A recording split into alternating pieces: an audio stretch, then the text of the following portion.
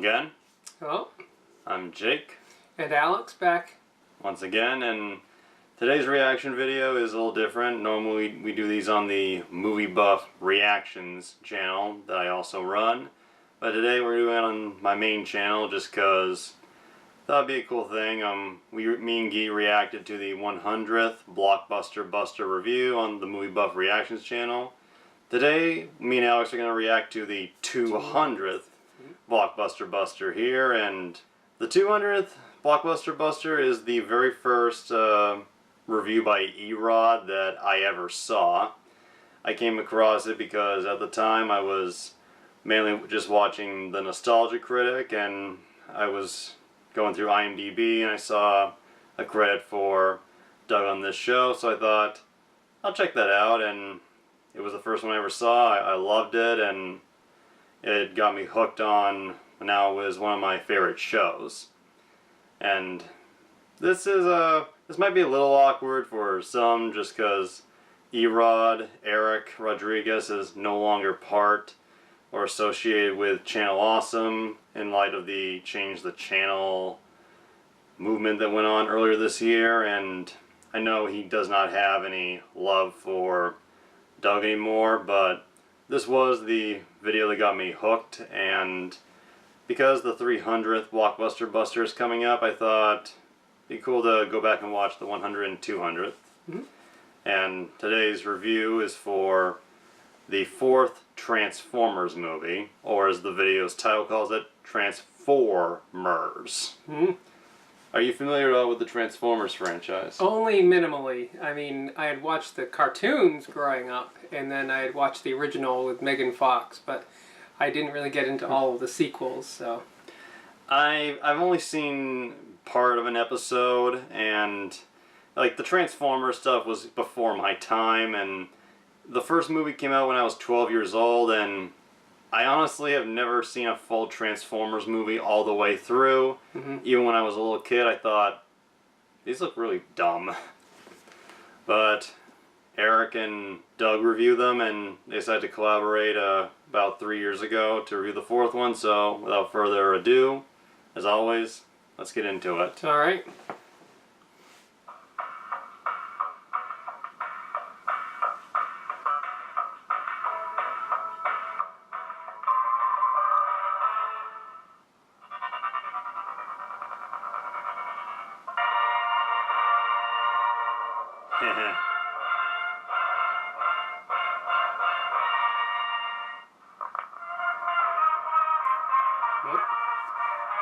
I love the Grindhouse intro. Yep.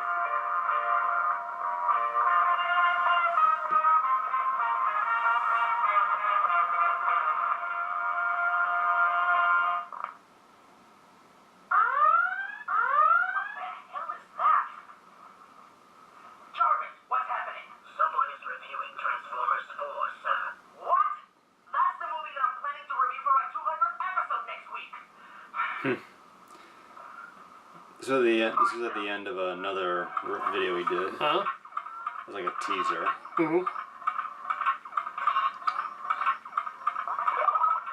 acquired, sir. I'm headed there right now. Sir, you have never been concerned with producer Dibs in the past. Reviewer Tibbs. Your concern is noted. But I can't let this one pass. My show, my reviews, the Blockbuster Buster, it all started with Trans4mers. So I can't let somebody beat me to this. One day, everybody will remember exactly where they were the day an angry critic took a stand to harp on a movie first. It hardly seems like a worthy cause, sir. Smoke me a kipper. I'll be back in time for breakfast. Alonso! Not Oscar-worthy, but reasonably impressive special effects.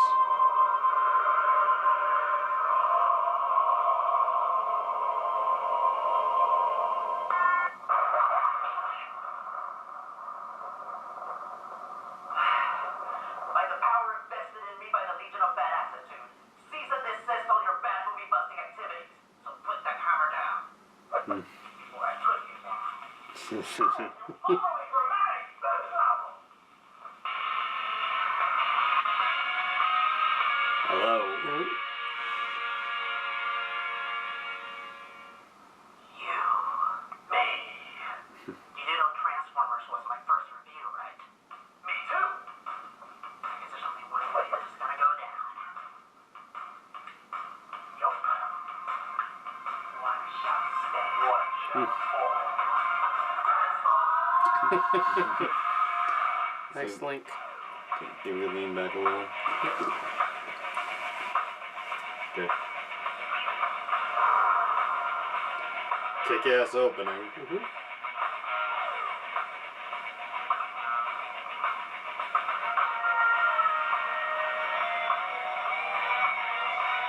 I'm always a fan of the cartoons, the comics that they have at the beginning of these.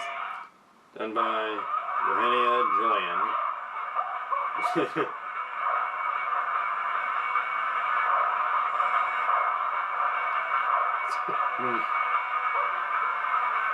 The hammer has power. Any last words before you rejoin the All-Spark? Wait, you forgot the one thing that I have that you don't. What? Minions. Yeah! Let me go, you horrifically half-brain hobo! There! Mr. McCready promised me a whole bunch of change to be his bodyguard! Whatever he's paying you, I'll double it. You give me a whole downer? Blast, I don't have that kind of money. Sad but You're true. obviously not gonna give up on this whole reviewing the movie first thing, and I don't want to lose any more furniture. So how about just this once, we review the movie together, huh? But in the end, who gets to bust the movie? We'll jump off that bridge when we get to it. Alright, just one question. I just really gotta know.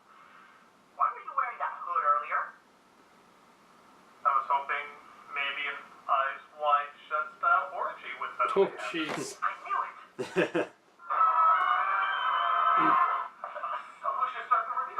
Simple question, simple answer. Me! Well, I think there's only one way to determine this. Yes. Dancing contest! Wait, what? We have a dancing contest, the best one starts the review. You've never actually seen my show, have you? What show? Have you ever seen ERod dance before? Well, you're in for a nice surprise.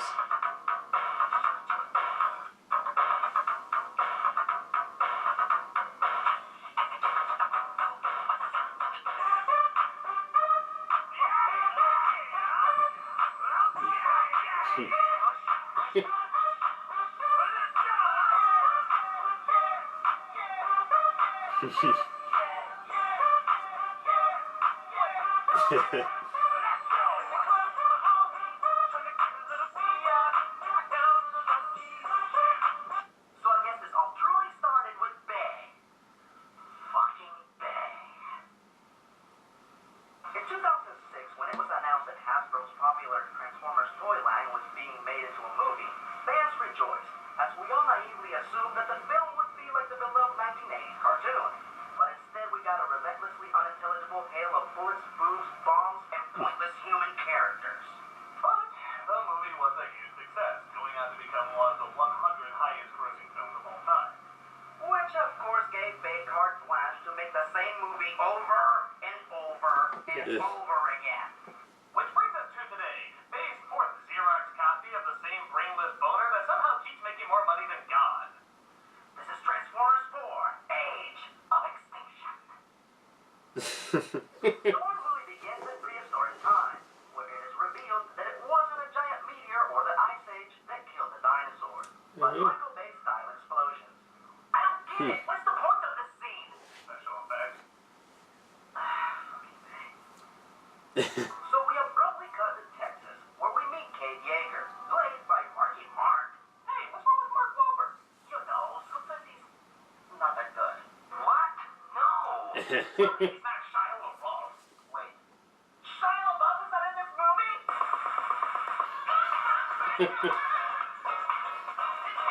Song by Marky Mark and the Funky Bunch.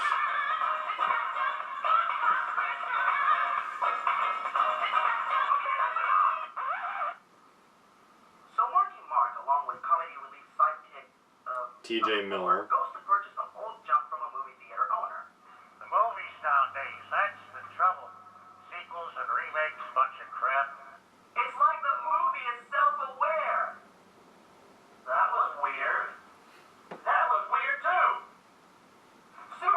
get me out of those shits.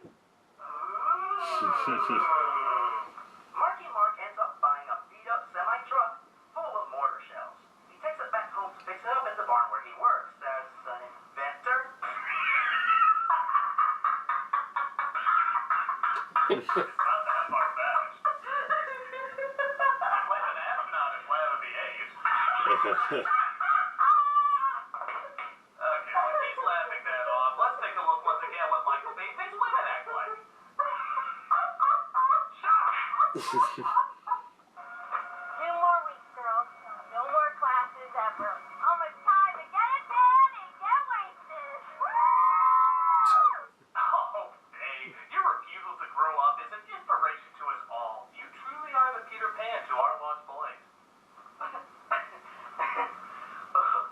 Oh, you okay there, metrosexual Punisher? What did you just call me? Nothing. So Tessa, Marky's daughter, comes home to find him fiddling with a truck and claiming that it is a transformer. Marky Mark is pretty much the type of inventor you'd imagine him to be. A clueless asshole who can't pay the bills on time. What is that? Look like a missile.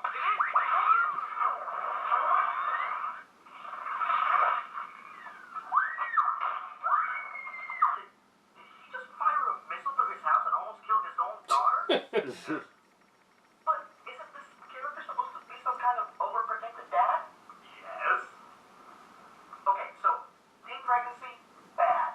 Bullets, bombs, and explosions, fine. Yes. Fucking thing. Aren't there supposed to be giant fighting robots in this movie?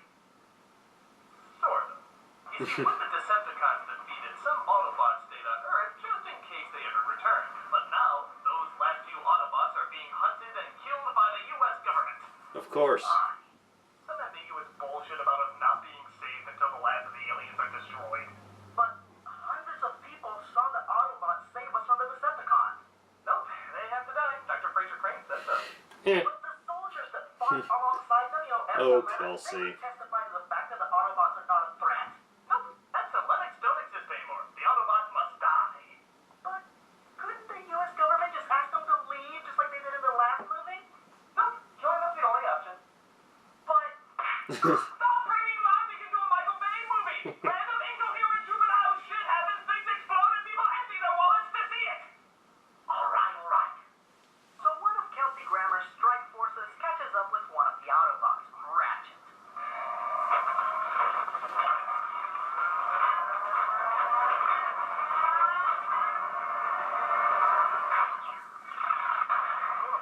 Wait, they have a transformer working for them, helping them hunt and kill all the Autobots? Oh, but if they hate Transformers, why would they join forces with one? Isn't that terribly hypocritical? Silence, bitch. Never mind. So Marky Mark discovers that the truck that he bought at the beginning of the movie is a Transformer. And not just any Transformer, but Optimus Prime. Yeah! We're going wrong!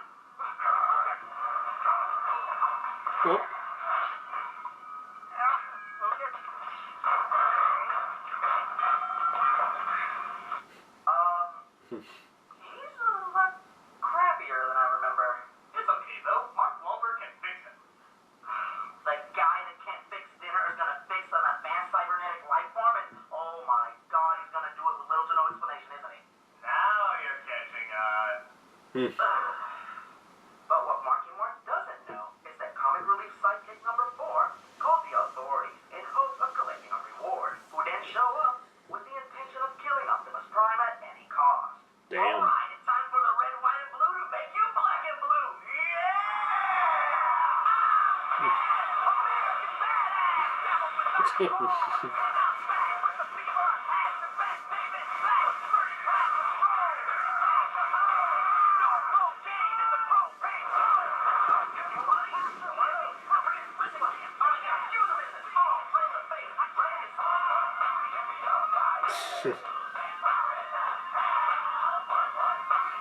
The Gordy rap. It's a reference to an old NC review. oh. Come on, hurry up, get the car, let's go! Wait, who's this asshole? Shane, Tessa's boyfriend.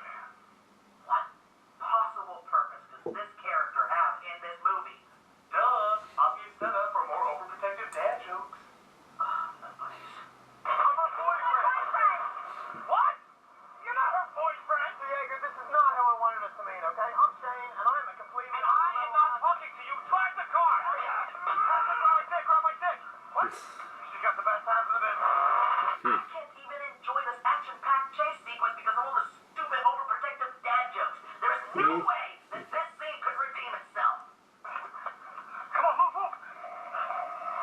Wait, wait, stop, wait, Kate. Lucas! Wait, wait. Look at the volume. Run!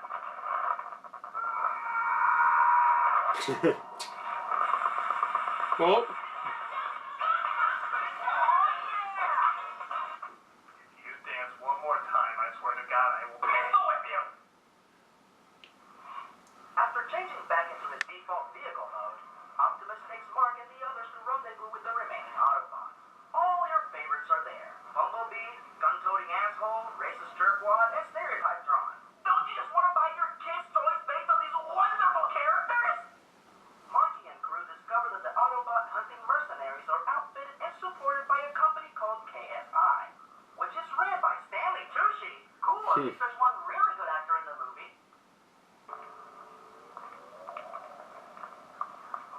What was that sound? That's the sound. Did you ask for? No, I asked for boundless, transcendent. When you walk through a door in this building, it should sound like you've stepped into the future. Wasting screen time. Present. Say it. Teacher, I don't get it. Why is he such a tool? Well, in the Michael Bay universe, unless you're a cop, a soldier, or a Texan, you're a sissy, pissy, pansy pussy. Apparently, Stanley Douchey is helping the mercenaries so they will provide him with the remains of Trans4mers, which he has reverse engineered and created his own remote-controlled giant fighting robots. This is our military prototype, Galvatron. I don't understand it. This is the 5th iteration. Why does it keep turning out like this? It's just some bugs in the final render. I modeled Galvatron after Optimus Prime. Why does he keep looking like Megatron? Wait! Let me see if I get this straight. You're trying to build your own Optimus Prime out of the remains of Megatron? And you named it Galvatron.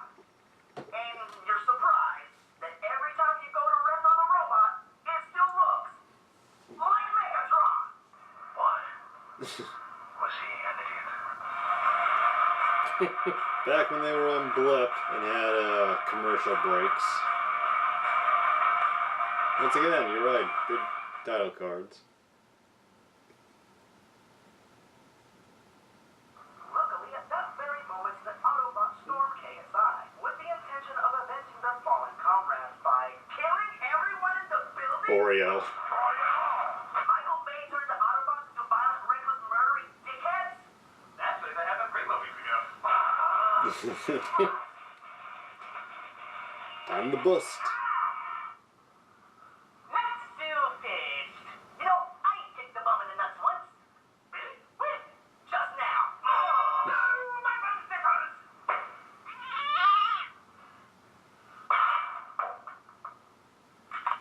You seem to keep forgetting that I'm the Nostalgia Critic. I'm the one that busts the bad nostalgic movies around here, and I'm the one whose face used to be on the logo. That's you? I thought it was Edward Norton. Edward Norton? Where did you get that? I don't see that at all.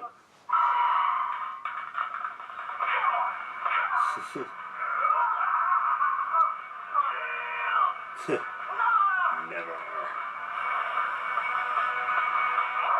Pretty good effect.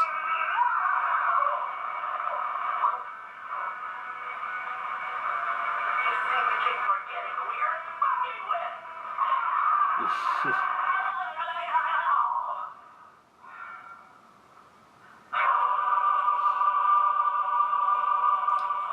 The theme from The Phantom Menace. Ironic. Oh yeah, I forgot you had ambiguously convenient electric powers.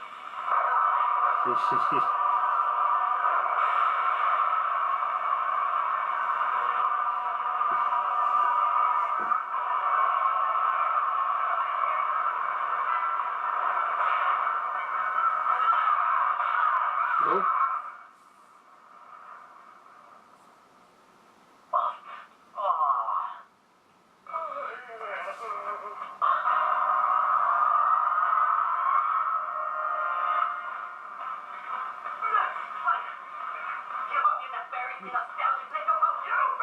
The hell is that? It's my alarm. It's supposed to let me know that Ninja Turtles is on! Ninja Turtles. I thought they blew up the couch.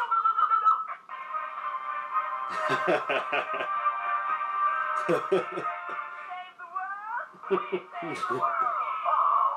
Oh, that was awesome! Nothing like two men in their mid-30s watching the Ninja Turtles. Weren't we fighting over something? I can't remember. You want to get back to the review? Sure, what the hell?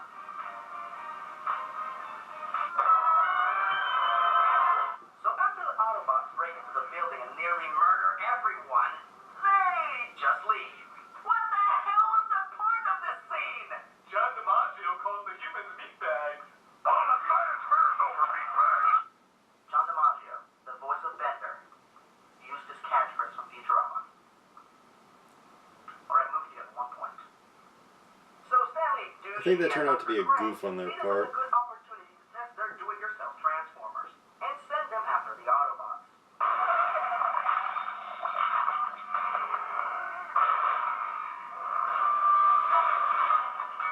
Whoa.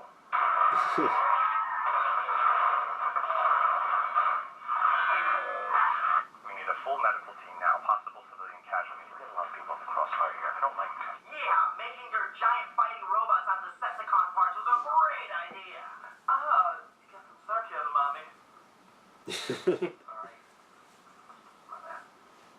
Lockdown takes advantage of the Autobots being distracted and shoots and captures Optimus Prime, accidentally snagging Tessa along with him. Get ready for ultimate cheese. Marky Mark moment. Huh? Yep. Don't leave me!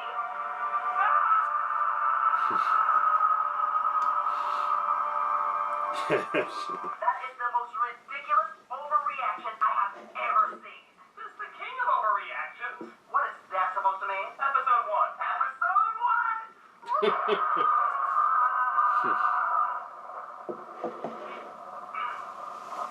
You know what? You're right. I do tend to overreact quite a bit. Right? You know, it's just a good thing that you don't overreact in such an overcharged manner. Right. Bad credit card. He hates Batman and Robin. As it turns out, Lockdown made a deal with the crooked humans. They would help him capture Optimus Prime, and he would provide them with a device called the Seed. A deal is done. 1 prime for 1 seed. Which can turn regular matter into cyber matter, which Stanley Douchey can use to make more dangerous killer robots that he can't control. Well, that's just dumb. Everybody knows the only way to make money off of unnecessarily violent robots with questionable morals is to make movies about them. Marky Mark, Shane, and the Autobots board Lockdown's ship to save Optimus and Tessa.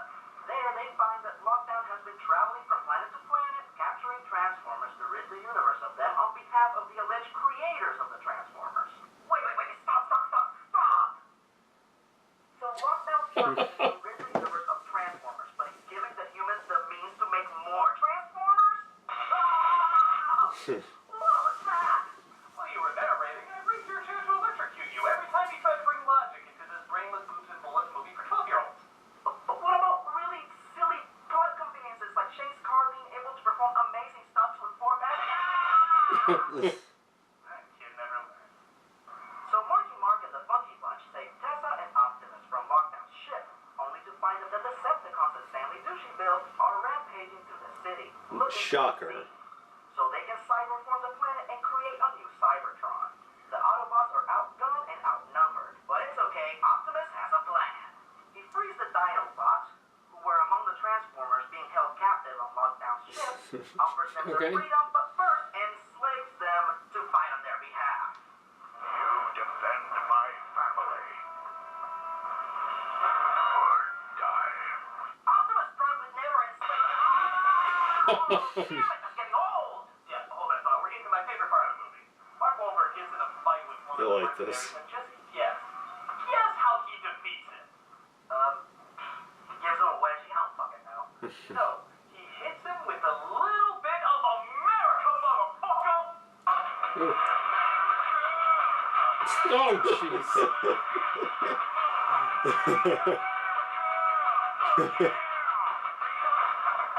He murdered him with a football. Well, hit him and then pushed him. With the Decepticons defeated or on the run, Optimus has nothing left to do but to face lockdown. Marky Mark tags along to help them out for some reason. It's like they're purposely going out of their way to include the pointless human characters in the climax of the movie. Could be worse. We could be watching a clumsy fight scene with Patrick Dempsey.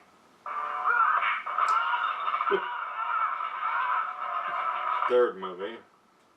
Taking advantage of Marky Mark's distraction, Optimus bravely defeats his adversary by stabbing him in the back. You know what? It's not that bad. The fight scene was good, and I can understand Optimus Prime succumbing to such underhanded methods to defeat such a dangerous villain. There are no good aliens or bad aliens, Jaeger. It's just us and them. And you chose them. Bye-bye, Dr. Crane. He killed a human? No.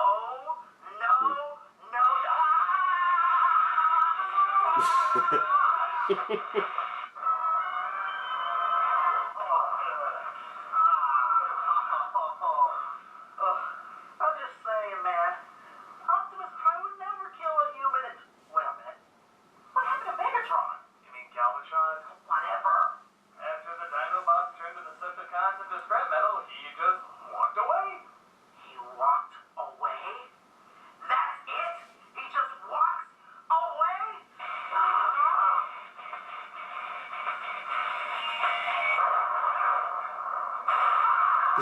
Oh. I'm not gonna let you bust this movie before me!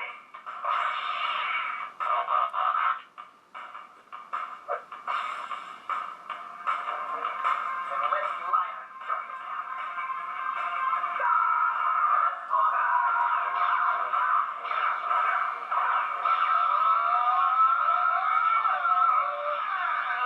Ooh.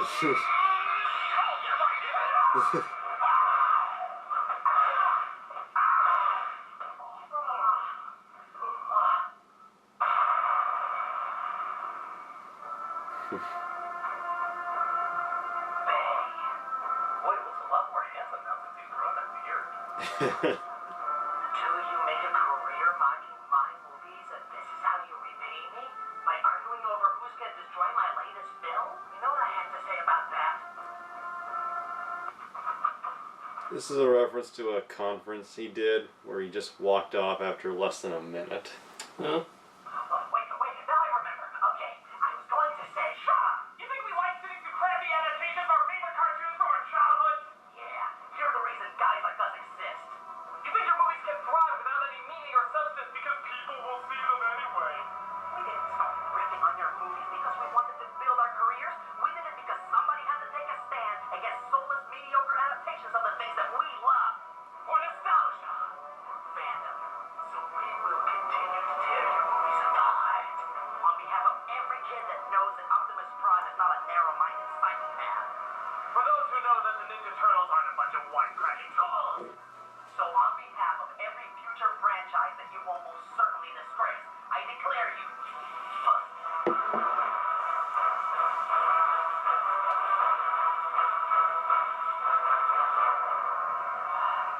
I can do it. Luhtjarv was right. If I lash out violently, I'm not better than him. Okay. Holy! Ooh. He's a Trans4mer. A human one, a pretender. Actually, that explains a lot. Target fire! What? Ah!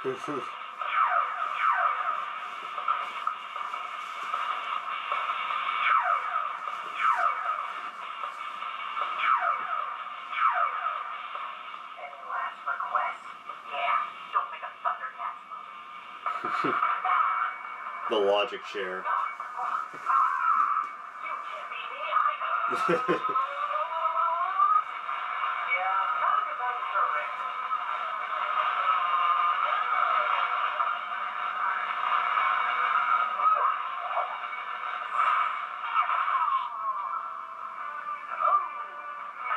I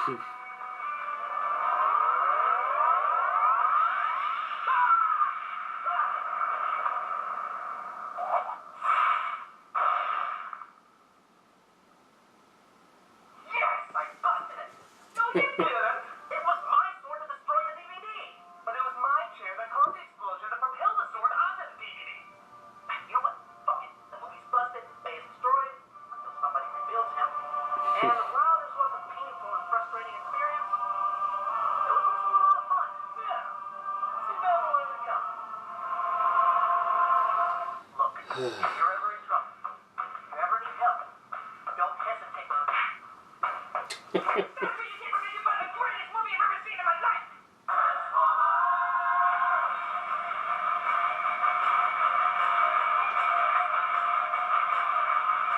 Marsha.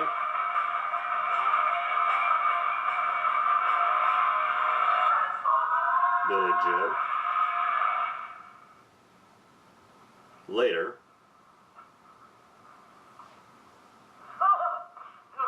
You still here? Oh, your hobo hits hard. Yeah, well, wait a minute. I remember who you are. Aren't you that strange little weirdo who made that comic about me? And also sent me that creepy video where you pretend to be the Joker? Well, I gotta go. I'll see. I can't stop doing crossovers. These days you probably won't get much more, Doug. Let's see, what's at the end?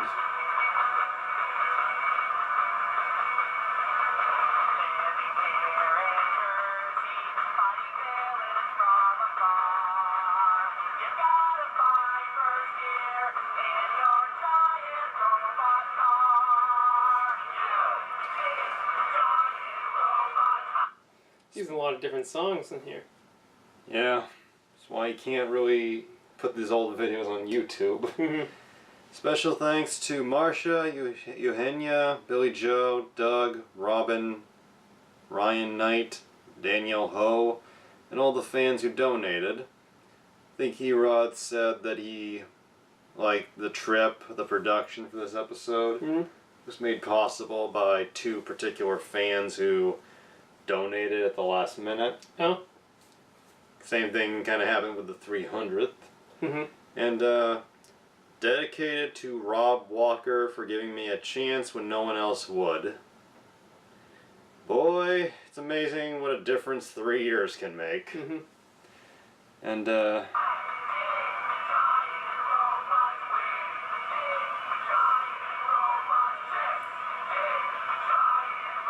think this is just a little plug he does.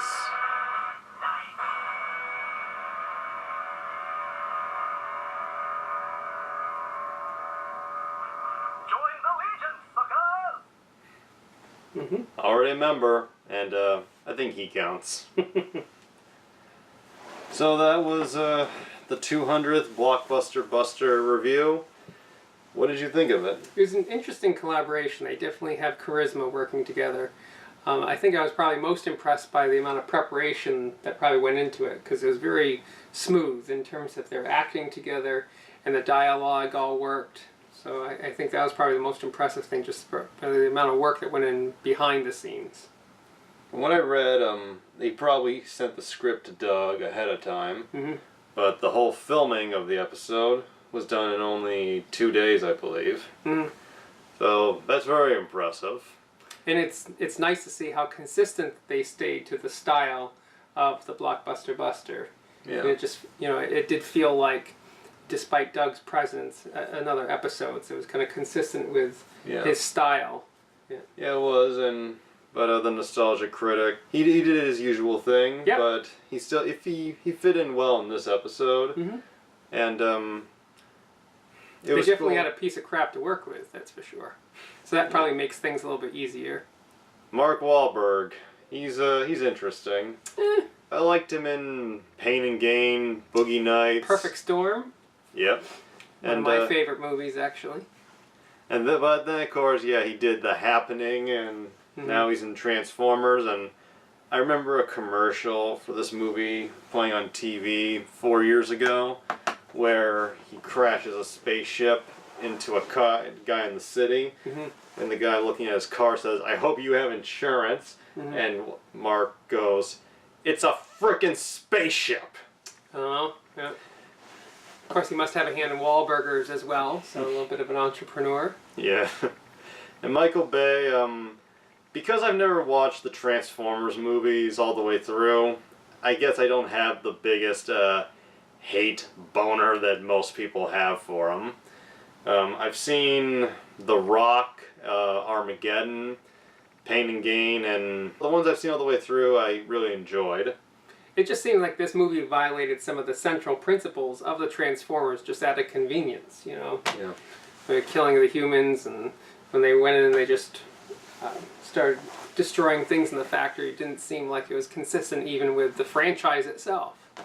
So, just selling out the soul of Transformers in order to make some bucks. Like so many franchises. Yeah, they reach a certain point, maybe they jump the shark there, yeah. As they point out, Bay's kind of done that with the Ninja Turtle movies. He doesn't direct those, he's just the producer. But as they point out, it has his fingerprints on it. Yeah. Still plenty of explosions. The dinosaurs theme was a little bizarre, but yeah, guess they had to go somewhere. Apparently the fifth one, they made a fifth Transformers last year, has a scene taking place in medieval times with King Arthur. Sometimes these reviews really, if I haven't seen the movie, make me want to go out and watch the movie. This one is not the case. So, I've seen Transformers 1, and I think that's probably about it for me in this whole franchise. If I ever review them, I might see them. But I'm just not interested. I didn't watch the cartoon when I was a kid. I think even the original was not playing anymore by the time I was a kid, and so I have no connection to this franchise. And Fraser Crane, though, even his presence couldn't save the movie. This same year, Kelsey Grammer was in The Expendables 3. That's another bad movie. Expendables 1, decent movie, I thought. I thought Expendables that franchise started out well too, but then I like the first two, but 3 just holy shit! Stop while you're ahead. That movie was terrible. Yeah. Maybe he needed money, a little or desperate. Maybe he just wanted a movie for his grandkids to watch. Yeah. But yeah.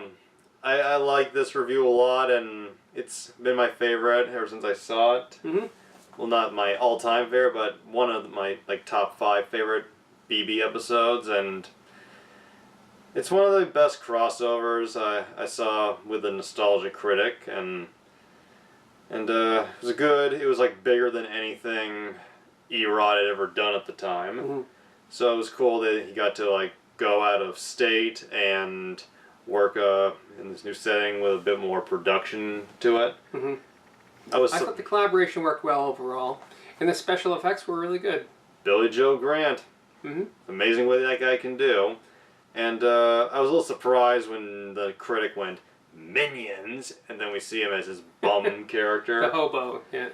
I was surprised Doug's actors, Malcolm and Tamara, didn't show up. I don't know, maybe it was their day off. Maybe they didn't want to make it seem too much like a Nostalgia Critic.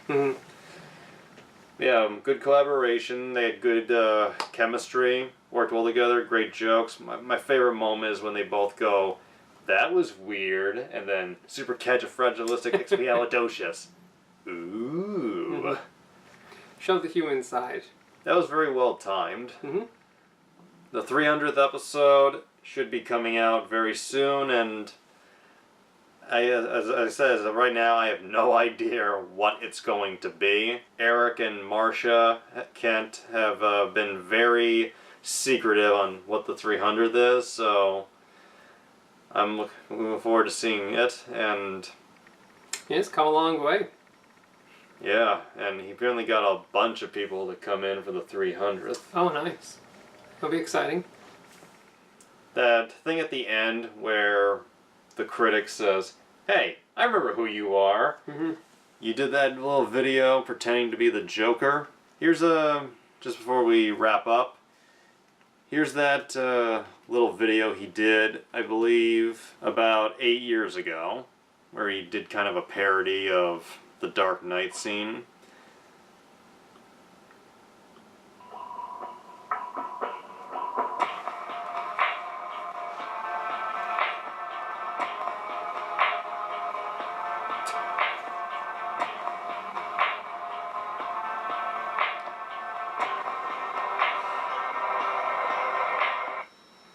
Evening, critic.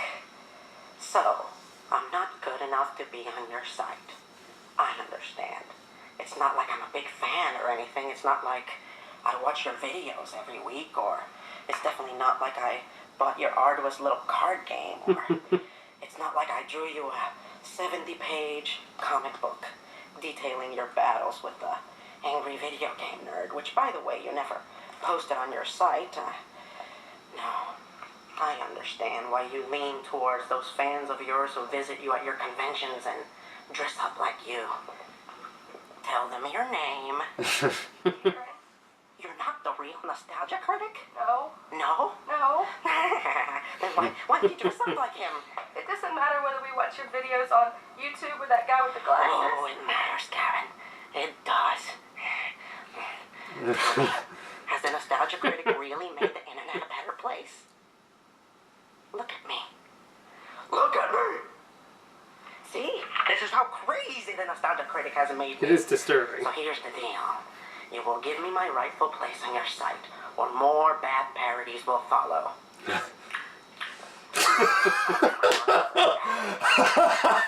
Balls, critic? You think you have real balls? Well, guess what?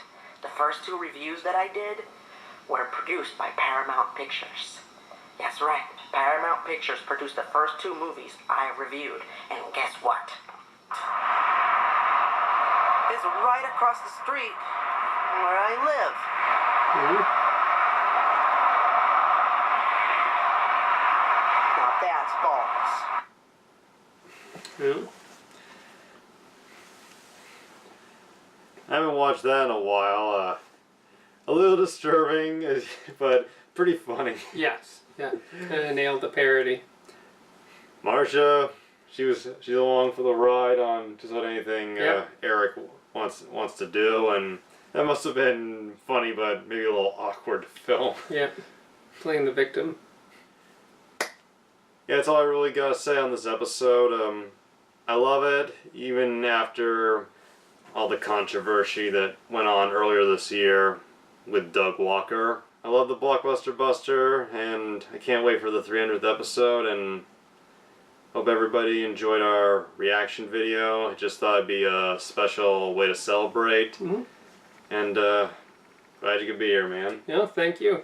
I think it is important just to kind of judge the work on itself, and regardless of what happened afterwards, it's still good work that they did in the past. So I think Yeah. it's a worthy thing to review, and I also am looking forward to episode 300. Well said. Entertainment is entertainment, and can't wait to be entertained for the 300th, and see you all later. Enjoy. Check out the Movie Buff Reactions channel.